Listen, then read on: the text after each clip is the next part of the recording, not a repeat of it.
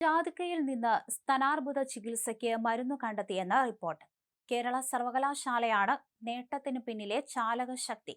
Cancer കോശങ്ങളെ നശിപ്പിക്കാൻ ശേഷിയുള്ള മരുന്നാണ് സർവകലാശാലയിലെ സെന്റർ ഫോർ അഡ്വാൻസ്ഡ് ക്യാൻസർ റിസർച്ചിലെ ഗവേഷകർ കണ്ടെത്തിയത്. 3 വർഷമെടുത്ത് നടത്തിയ ഗവേഷണത്തിലൂടെയാണ് നാനോ മെഡിസിൻ വികസിപ്പിച്ചത്. നിലവിൽ US പോലെയുള്ള രാജ്യങ്ങളിൽ ക്യാൻസറിനുള്ള നാനോ ഫോർമുലേഷൻ മരുന്നുണ്ട്. Centre director doctor PM Janeesh, ഗവേഷക വിദ്യാർത്ഥികളായ മഹേഷ് ചന്ദ്രൻ, സുദിന, അഭിരാമി, ആകാശ് എന്നിവരാണ് മരുന്ന് വികസിപ്പിച്ചത്. മിരിസ്റ്റീസിൻ മറ്റ് പദാർത്ഥങ്ങളുമായി ചേർത്താണ് നാനോ മെഡിസിൻ തയ്യാറാക്കിയത്.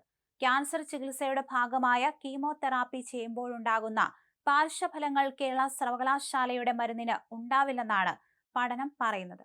മറ്റു കോശങ്ങൾക്ക് ദോഷമില്ലാതെ ക്യാൻസർ കോശങ്ങളെ മാത്രം നശിപ്പിക്കുന്ന വിധത്തിലാണ് മരുന്ന് ക്യാൻസർ കോശങ്ങളിലും സ്തനാർബുദമുള്ള എലികളിലും പരീക്ഷിച്ച് രോഗമുക്തി ഉറപ്പാക്കിയിട്ടുണ്ട്. സ്പ്രിഞ്ചർ നേച്ചറിന്റെ ക്ലസ്റ്റർ സയൻസ് എന്ന അന്താരാഷ്ട്ര ജേണലിൽ ഗവേഷണം പ്രബന്ധം പ്രസിദ്ധീകരിച്ചു.